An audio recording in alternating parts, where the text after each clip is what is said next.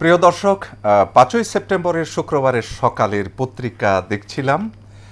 দেখতে দেখতে মনে হচ্ছিল যে এশিয়ান সংবাদ বিশ্লেষণের আমাদের প্রিয় দর্শক যারা তারা নিশ্চয়ই অপেক্ষা করছেন, নিশ্চয়ই ভালো আছেন সবাই। শুভ সকাল আমাদের এশিয়ান সংবাদ বিশ্লেষণের আজকের এই সকালে। আর এদিকে আজকে ২১শে ভাদ্র ১৪৩২ বঙ্গাব্দ। ভাদ্রও কিন্তু তার শেষের দিকে চলে এলো। অনেকগুলো পত্রপত্রিকা যেগুলো নিয়ে আপনাদের সঙ্গে আমাদের প্রতিদিনের কথা হয়, আমাদের জাতীয় দৈনিকগুলি আমরা জানিয়ে দিই। আমাদের স্বদেশ বিদেশ, ক্রীড়া, সভ্যতা, সংস্কৃতি, শিক্ষা, চিকিৎসা, প্রায় সবগুলো বিষয়ের যে কথাগুলো হয়ে গেছে এর মধ্যে জাতীয় জীবনে সেগুলো জানিয়ে দেবার চেষ্টা করি। আর জানিয়ে দিতে দিতে আমরা আজকের এই শুক্রবারের সকাল, ছুটির দিনের সকাল, এই সকালটাকে তথ্যময় করে দিতে চাচ্ছি। নিশ্চয়ই সঙ্গে আছেন আমাদের, সঙ্গে আছি আপনাদের সঙ্গেই আমি ডক্টর মঞ্জুরুল হক। চলুন আমাদের সংবাদের ভুবনে। প্রথমেই আমাদের হাতে দেশ রূপান্তর পত্রিকা। দেশ রূপান্তর পত্রিকা online, offline, hard copy, soft copy সব কিন্তু আমাদের সঙ্গে আছে, সর্বশেষ সংবাদ সহ। দেশ রূপান্তরের একেবারে প্রথম খবরটা দিয়ে শুরু করি লাল কালিতে হেডলাইন: মানুষের কাঁধে তদন্ত ফাঁদ। বুলেট পয়েন্টে বলা হয়েছে, তদন্ত করার কথা এক দপ্তরের, করে আরেক দপ্তর। ফাঁক ফোকর গলিয়ে অপরাধীরা বেরিয়ে যান। নষ্ট হচ্ছে অভিযোগের আলামত ও সাক্ষ্য প্রমাণ, এটি বলেছেন দুদকের ডিজি। বিষয় হচ্ছে দুর্নীতির বেআইনি তদন্ত। আমরা দেশ রূপান্তরের এই মানুষের কাছে তদন্ত ফাঁদ, এই সংবাদটির ঠিক ওপরেই আপনারা দেখতে পাচ্ছেন গাইবান্ধায় নদী তীরবর্তী এলাকায় পণ্য পরিবহনে স্থানীয়দের ভরসা ঘোড়ার গাড়ি। এই ঘোড়ার গাড়ির ছবিটির ঠিক নিচেই তদন্তের ফাঁদের এই ছবি, এই কথাটি। বিষয়টি হচ্ছে তদন্ত করার কথা এক দপ্তরের, করে আরেক দপ্তর। যখন বোধোদয় হয় আরে এটা তো অন্য তদন্ত করবার কথা, অন্যদের তদন্ত করবার এখতিয়ার নেই, তখন যাদের কর্তৃত্ব তাদের হাতে পাঠানো হয়। কিন্তু ততদিনে যা হবার তা হয়ে গেছে। এদিকে আলামত নষ্ট হয়ে গেছে, অপরাধী বেরিয়ে যাচ্ছে। মানে একটি বিচিত্র টানাপোড়েনের মধ্যে আমাদের এই তদন্ত প্রক্রিয়াটি চলতে থাকে। আর ঠিক ওপরেই যে ছবিটি, প্রিয় দর্শক, আমাদের ছেলেবেলায় এমন ঘোড়ার গাড়িতে করে আমরা চলতাম। মানে সেও তো ৫০ বছর আগের কথা, ৪০ বছর আগের কথা। এখনকার বাংলাদেশে ঘোড়ায় টানা গাড়িতে আমাদের সোনালী তন্তু পাঠ সেটি বহন করতে হবে, এমন ছবি খুব আনন্দের নয়। যদিও স্মৃতি জাগানিয়া ছবি, কিন্তু এখানে তো আধুনিকতার ছোঁয়া পাবার কথা ছিল। যেহেতু ছবিটি আমাদের দেশ রূপান্তরের প্রথম ছবি এবং সবচেয়ে মূল্যবান ছবি হিসেবে এটি প্রথম পাতায় ছাপানো হয়েছে ৩ কলাম জুড়ে। আমরা এখানে আধুনিক বাংলাদেশকে দেখতে চাই, আধুনিক যোগাযোগ ব্যবস্থা দেখতে চাই। এর ঠিক ডান পাশে আমরা যে খবরটি পেয়েছি সেটি হলো মানবতা বিরোধী মামলায় অভিযুক্ত হলে নির্বাচনে না। কথা হচ্ছে উপদেষ্টা পরিষদের সভায় এই সিদ্ধান্তটি হয়েছে। উপদেষ্টা পরিষদের সভায় যেটি হলো, 4 লাইসেন্স দিয়ে দেওয়া যাবে টেলিকম সেবা নীতিমালা অনুমোদন। আরেকটি বুলেট হেডে আরেকটি কথা আছে, সংস্কার কমিশনের 50টি সুপারিশ পুরোপুরি বাস্তবায়িত। দেশ রূপান্তরের এই খবরটির নিচেই বাংলাদেশ এখনও দুর্নীতির বিলীন, বাংলাদেশ থেকে এখনও দুর্নীতি বিলীন হয়নি, এটি টিআইয়ের প্রতিবেদনে বলা হয়েছে, ট্রান্সপারেন্সি ইন্টারন্যাশনালের প্রতিবেদন। আবার ওইদিকে জেরার রাজসাক্ষী মামুন বলেছেন, ছাত্র আন্দোলন বৈধ জেনেও বিরোধিতা করতে হয়েছে। আর বাঁ পাশে এক কলামে একটা ছোট্ট খবর আছে, কিন্তু গুরুত্বপূর্ণ। তারেক রহমান দেশে ফিরতে চাইলে সহায়তা করবে সরকার এটি তৌহিদ হোসেনের যে বক্তব্যটি 21শে আগস্ট মামলায় খালাসের রায় বহাল রয়েছে। আমরা একটু লোয়ার ফোল্ডে যদি তাকাই দেখব যে ভোটে বাধার শঙ্কা, সতর্ক সবাই। ত্রয়োদশ সংসদ নির্বাচন প্রসঙ্গ, দলগুলোর মতপার্থক্যকে প্রধান উপদেষ্টা বাধা হিসেবে দেখতে পারেন দিলারা চৌধুরীর মতামত। আর সালাউদ্দিন আহমেদ বলছেন নির্বাচনে কোনো বাধা দেখছি না। লালদিয়ায় কন্টেইনার টার্মিনাল, চট্টগ্রাম বন্দর প্রসঙ্গ, সৈকতের ঝাউ গাছে ঝুলছিল সাংবাদিকের লাশ। এই খবরটি আমাদের ব্যথিত করেছে। সংবাদকর্মী, সাংবাদিক, তিনি তার দায়িত্ব পালনরত অবস্থায় অথবা যে কোনো সময় সত্য প্রকাশে যে মানুষটি অবিচল থাকে তার মৃত্যু আমরা দেখতে পাচ্ছি, তাকে হত্যা করা হচ্ছে বারবার। জিততে চাই না, শুধু বেঁচে থাকতে চাই, ডাকসু ভিপি প্রার্থী কাদের বলেছেন এই কথাটি। ঢাকা বিশ্ববিদ্যালয়ের কেন্দ্রীয় ছাত্র সংসদ ডাকসু ও হল সংসদ নির্বাচন ঘিরে শিক্ষার্থীদের মধ্যে এখন বাড়ছে উত্তেজনা ও প্রত্যাশা। 6 বছর পর এমন একটি নির্বাচনের আয়োজন বেশ সাড়া ফেলেছে শিক্ষার্থীদের মধ্যে। মোটামুটি এই ছিল আমাদের শুরুর কথাগুলি। এরপরে প্রথম আলোতে আসুন। প্রিয় দর্শক, প্রথম আলো প্রথম কথাটা যেটা বলল তার হেডলাইনে অভ্যুত্থানে অগ্রভাগে প্রার্থিতায় পিছিয়ে আমরা ছবি দেখছি, আমাদের মেয়েদের ছবি। ডাকসু নির্বাচনে প্রচার চালাচ্ছেন স্বতন্ত্র শিক্ষার্থী ঐক্য প্যানেলের ভিপি প্রার্থী উমামা ফাতেমা, ডান পাশে তার একটি ছবি। এ সময় শিক্ষার্থী উমামা ফাতেমার হাতে আইসক্রিম তুলে দেন। গতকাল ঢাকা বিশ্ববিদ্যালয়ের কলাভবন এলাকার যে ছবিটি, আমরা হাস্যোজ্জ্বল আমাদের ছাত্রীদের দেখছি, শিক্ষার্থীদের দেখছি, উমামার হাতে আইসক্রিম তুলে দেওয়ার একটি ছবি। কিন্তু কথা হচ্ছে অভ্যুত্থানে অগ্রভাগে ছাত্রীরা থাকার পরেও ডাকসু নির্বাচনের এই ডামাডোলে প্রার্থিতায় পিছিয়ে থাকছেন তারা কেন? প্রার্থী 471 জন, তাদের মধ্যে নারী প্রার্থী 62 জন, যা মোট প্রার্থীর মাত্র 1.3%। রিপোর্টটি করেছেন মেহেদি হাসান এবং আসিফ হাওলাদার ঢাকা থেকে। জুলাই গণঅভ্যুত্থানের সম্মুখ সারিতে ছিলেন ছাত্রীরা।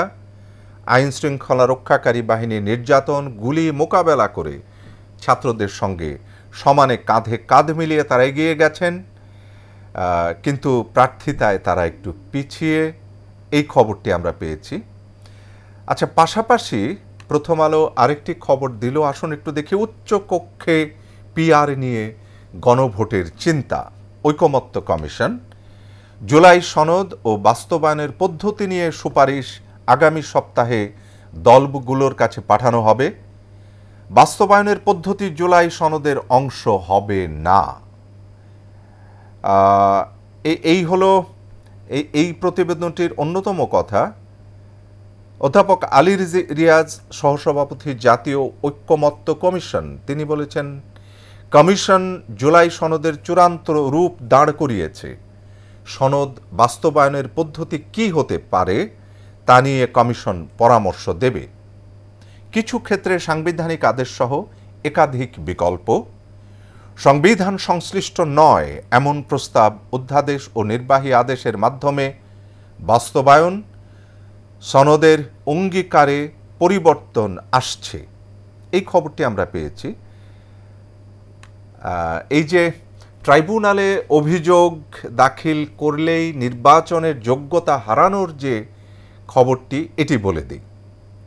উপদেষ্টা পরিষদের বৈঠকে যে কথাটি বলা হয়েছে সেটি হলো অপরাধ আইন আবার সংশোধন খসড়া অনুমোদন করা হয়েছে। অভিযোগ গঠন করা যাবে না সরকারি চাকরিও। আচ্ছা, বেসরকারি অংশগ্রহণে নবায়নযোগ্য জ্বালানি নির্ভর বাণিজ্যিক বিদ্যুৎ উৎপাদন কেন্দ্র স্থাপন নীতিমালা অনুমোদন করা হয়েছে। Telecommunication network and licensing policy 2025 অনুমোদন করা হয়েছে। বলা হচ্ছে ট্রাইব্যুনালে অভিযোগ দাখিল করলেই নির্বাচনে অযোগ্য। আন্তর্জাতিক অপরাধ ট্রাইব্যুনাল আইন আবারও সংশোধনের সিদ্ধান্ত নিয়েছেন অন্তর্বর্তী সরকার।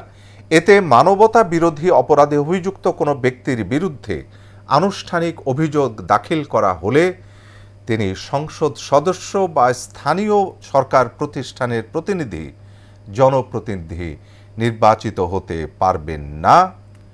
আরও আছে, তিনি প্রজাতন্ত্রের চাকরিতেও নিয়োগ পাবেন না কিন্তু, বা সরকারি অফিসে অধিষ্ঠিত হওয়ার যোগ্যতা হারাবেন। এটি আমরা দেখছি আমাদের যে প্রথম আলো, তার আপার ফোল্ডে এবং লোয়ার ফোল্ডে প্রথম আলোতেই আছি। প্রথম আলো নিয়ে কথা বলছিলাম। এবার ইত্তেফাকের দিকে একটু তাকাই। এই যে হাতে ইত্তেফাক, ইত্তেফাক অন্যান্য সংবাদের মধ্যে যেটি প্রথম কথাটি বলল সেটি হচ্ছে 21শে আগস্টের গ্রেনেড হামলা মামলা আপিলে তারেক রহমান সহ 49 জনের খালাসের রায় বহাল। এতে বলা হয়েছে আসামিদের জবানবন্দি স্বেচ্ছা প্রণোদিত নয়, আদায় করা হয়েছে চাপ প্রয়োগ করে, আপিল বিভাগের মন্তব্য এটি। 21শে আগস্ট গ্রেনেড হামলার মামলা যেটি আছে এটি নিয়ে কথা বলা হয়েছে। মামলায় দোষ স্বীকারোক্তিমূলক জবানবন্দি দিয়েছিল মুফতি আব্দুল হান্নান সহ 12 আসামি।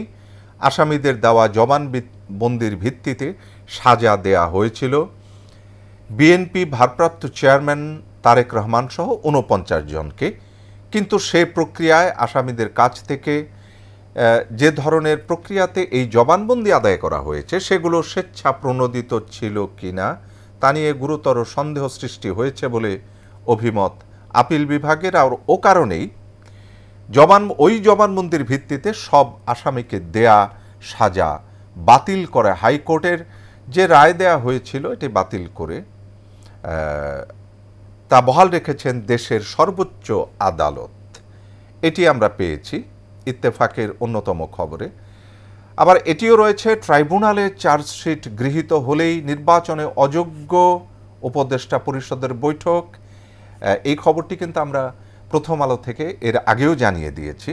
আন্তর্জাতিক অপরাধ ট্রাইব্যুনাল অ্যাক্টে নতুন বিধান এটি যুক্ত হচ্ছে।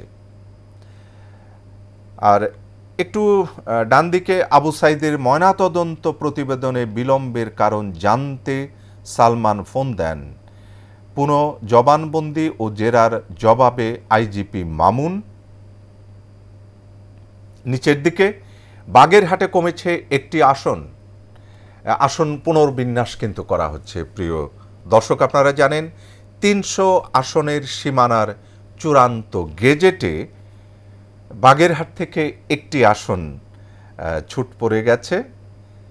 জিএম কাদের এবং তার স্ত্রীর বিদেশাজ্ঞায়, মানে বিদেশ যাত্রায় যে আজ্ঞা দেয়া হয়েছে সেটি হলো নিষেধাজ্ঞা। নিচে ডাকসু নির্বাচন 2025-এর ছবিটি, আমাদের শিক্ষার্থীদের আনন্দমুখর ছবি। এখানে আবার একটি হেডলাইন আছে, সেটি হলো সাইবার বুলিং আতঙ্কে প্রার্থীরা, কঠোর পদক্ষেপ নেয়ার ঘোষণা নির্বাচন কমিশনের। শিক্ষকদের নিয়ে গঠিত হচ্ছে স্বতন্ত্র পর্যবেক্ষণ টিম। ইশতেহারে ঘোষণা আরও 2 প্যানেল। আর ওদিকে প্রচারণায় সরগরম ক্যাম্পাস, গুরুত্ব পাচ্ছেন নারী ও সংখ্যালঘু ভোটাররা। আমরা একটু পেছনে ফিরে তাকালে আমাদের হাতে যে প্রথম আলো ছিল তাতে কিন্তু আমরা দেখেছি যে আন্দোলনে সক্রিয়, একেবারে সামনে কাঁধে কাঁধ মিলিয়ে আমাদের মেয়েরা যে সক্রিয় ছিল, কিন্তু ভোটের দিকে, ডাকসু নির্বাচনের দিকে তারা 1-3% মধ্যে আছে, একটু পিছিয়ে। ডাকসু নিয়ে জুলিয়াসের রিট কার্যতালিকা থেকে বাদ। ইত্তেফাকের মোটামুটি প্রথম পৃষ্ঠার সব গুরুত্বপূর্ণ সংবাদগুলো আমরা পেয়েছি। যুগান্তরের দিকে একটু তাকাই আসুন। যুগান্তর তার অনলাইন অফলাইন সব পত্রিকায়, যেটি যুগান্তর বলল সেটি হলো নিরাপদ নন সাধারণ মানুষ, পুরোদমে কঠোর অবস্থানে নেই আইন শৃঙ্খলা বাহিনী। এটি যুগান্তরের কথা। নেপথ্যে 3 কারণ, নেপথ্যে 3টি কারণ রয়েছে। মানবাধিকার লঙ্ঘনের শঙ্কা, মব আতঙ্ক এবং রাজনৈতিক শক্তির অসহযোগিতা, গণসহিংসতায় 219 ঘটনায় আক্রান্ত পুলিশ, 5ই আগস্ট পরবর্তী সময়ে 334টি মব ভায়োলেন্স, রাজনৈতিক বিবেচনায় আইন প্রয়োগ করলে অপরাধীরা তা বড় সুযোগ হিসেবে নেয়, অপরাধ বিশেষজ্ঞ ডক্টর তৌহিদুল হকের মন্তব্য এটি। নিরাপদ নন সাধারণ মানুষ কেন, এটি আমরা এই বিষয়টি আমরা দেখেছি রাজধানী ঢাকাসহ সারা দেশে ঘটছে সন্ত্রাসী কর্মকাণ্ড, মব ভায়োলেন্স থামানো যাচ্ছে না, যেটিকে গণসহিংসতা বলে টার্ম দেয়া হয়। সেই সঙ্গে বাড়ছে নানা দাবি আন্দোলনটি পাশাপাশি খুন, ধর্ষণ, চাঁদাবাজি, ডাকাতি, অপহরণ, চুরি এবং চোরাচালান সহ নানা ঘটনায় দেশ জুড়ে তৈরি হয়েছে আতঙ্ক। সব মিলিয়ে নিরাপদ নন মানুষ। মন্তব্যটি আমাদের যুগান্তর পত্রিকার। সংসদে 46টি আসনের সীমানায় পরিবর্তন, ইসির আসন বিন্যাস চূড়ান্ত হয়ে গেছে। তারেক রহমান সহ সব আসামি খালাস হয়েছেন গ্রেনেড হামলা মামলায়। 21শে আগস্টের প্রসঙ্গ। 150 বছর বাঁচা নিয়ে শি পুতিন আলোচনা। এত দীর্ঘ সময় বাঁচার ব্যাপারটি এসেছে। চীনের আকাশে রৌদ্র করজ্জ্বল দিন ছিল, লাল গালি চাদর হেঁটে চলেছেন রাশিয়ার প্রেসিডেন্ট ভ্লাদিমির পুতিন এবং চীনের প্রেসিডেন্ট শি জিনপিং। হাঁটতে হাঁটতেই দুই বন্ধুর কথোপকথন। এখানে উঠে আসে অমরত্বের একটি আলাপ। বিষয়টি ধরা পড়েছে মাইক্রোফোনে। 150 বছর বাঁচা নিয়ে কথা বলছিলেন পুতিন আর শি। এটি একটি ব্যাপার। আমাদের অনেক খবরের মধ্যে একটি ফিচার ধর্মী একটি মজার খবর, মানে একটু শ্বাস নেয়া, পত্রিকার মাঝখানে এরকম শ্বাস নেবার কিছু সংবাদ থাকে। আমরা বলেছি যে 46টি আসনে সীমানা পরিবর্তন হচ্ছে। আর একেবারে শেষের দিকে আসলে, নিচে লোয়ার ফোল্ডে আসলে, ছাপানো টাকার ঋণের বোঝা ঘানি টানছে অন্তর্বর্তীকালীন সরকার। ফ্যাসিস্ট আওয়ামী লীগের তেলেসমাতি কারবার, এটি বলা হচ্ছে যুগান্তরে। সংবাদ সম্মেলনে ট্রান্সপারেন্সি ইন্টারন্যাশনালের চেয়ারপারসন বলছেন অভ্যুত্থানের পরও দুর্নীতি আছে। এটি আমরা পেয়েছি যুগান্তরটা সরিয়েই আমাদের হাতে একেবারে সময়ের শেষের দিকে জনকণ্ঠ। প্রিয় দর্শক, আসুন একটু জনকণ্ঠের দিকে তাকাই। জনকণ্ঠ তার হেডলাইনগুলোর মধ্যে প্রথম কথা বলল তারেক রহমানের খালাসের রায় আপিলেও বহাল। বিষয় হচ্ছে 21শে আগস্ট গ্রেনেড হামলা। গেজেট প্রকাশ, 300 আসনের সীমানা চূড়ান্ত করেছে ইসি। আর এর ডান দিকে আমরা আমাদের ডক্টর ইউনূস স্যারের ছবি দেখছি, প্রধান উপদেষ্টা। তার নিচের যে হেডলাইনটি, মানবতা বিরোধী মামলায় অভিযুক্তরা নির্বাচনে অংশ নিতে পারবেন না। এটা ডিটেইলটা কিন্তু আমরা বলেছি আগের প্রথম আলো, ইত্তেফাকের সবগুলো পত্রিকা পর্যালোচনা করে বলেছি যে তারা জাতীয় নির্বাচন থেকে শুরু করে আমাদের আঞ্চলিক যেসব নির্বাচন, স্থানীয় নির্বাচন, সেখানে অংশ নিতে পারবেন না, সরকারি চাকরিতে অন্তর্ভুক্ত হতে পারবেন না, কোনো চাকরিতে অন্তর্ভুক্ত হতে পারবেন না, কিংবা অন্তর্ভুক্ত হলেও যোগ্যতা হারাবেন। ইউনূস খালেদা বৈঠকে সমাধান দেখছেন বিশেষজ্ঞরা, এটা আমরা দেখছি তার নিচের দিকে। সেনা মোতায়েনের চিন্তা নেই, এটি দেখছি। খসড়া ভোটার তালিকায় আপত্তি গ্রহণ 9 সেপ্টেম্বর পর্যন্ত। এই যে খসড়া ভোটার তালিকার যেটি আপত্তি গ্রহণ করা হবে, সেটি জেনে রাখুন ভোটার যারা, আমাদের কিন্তু প্রচুর নতুন ভোটার রয়েছেন। 9 সেপ্টেম্বর পর্যন্ত এটি আমরা দেখলাম জনকণ্ঠে। একেবারে অন্য একটি পত্রিকায় যাই, একেবারে শেষের দিকে আমরা সময়ের আলো। চাপে বিএনপি, আরামে জামায়াত। বিষয় হচ্ছে সংসদ নির্বাচনের যে নির্বাচনে প্রার্থী বাছাই, এইটির খবর দিয়েই আমাদের আসলে শেষের দিকে যেতে হচ্ছে। বাংলাদেশ থেকে দুর্নীতি পুরোপুরি বিলীন হয়নি, এই খবরটিও পেলাম। নির্বাচনে সুষ্ঠু করতে, নির্বাচনটিকে সুষ্ঠু করার জন্যে কঠোর অবস্থানে প্রশাসন। প্রিয় দর্শক, যেতে হবে, আমাদের মোটামুটি জানিয়ে দিতে পেরেছি। চলুন যাবার সময় একটি কথাই বলি যে নির্বাচনমুখী কিন্তু আমাদের সমগ্র জাতি, এবং এই সমগ্র জাতির নির্বাচনমুখীনতায় দেশ কিন্তু সরগরম হয়ে উঠছে। সীমানা নির্ধারিত হয়ে যাচ্ছে, কারা কারা নির্বাচন করতে পারবেন সেসব ঘটনা আসছে। তার সঙ্গে একটি বেদনার খবর আমাদের কষ্ট দিয়েছে। ঝাউগাছে ঝুলন্ত আমার সাংবাদিক ভাইয়ের লাশটি, সেটি সত্যি আমাদের কষ্ট দেয়। সাংবাদিককে হত্যা করবেন না, না হলে সত্য কথা বলবার মানুষটি হারিয়ে যাবে। সাহসের সঙ্গে যিনি সত্য কথা বলেন তিনি হারিয়ে যাবেন। কালকে আবারও দেখা হচ্ছে। শুভ সকাল। এশিয়ান সংবাদ বিশ্লেষণে আগামীকালের পর্বে স্বাগত জানাই।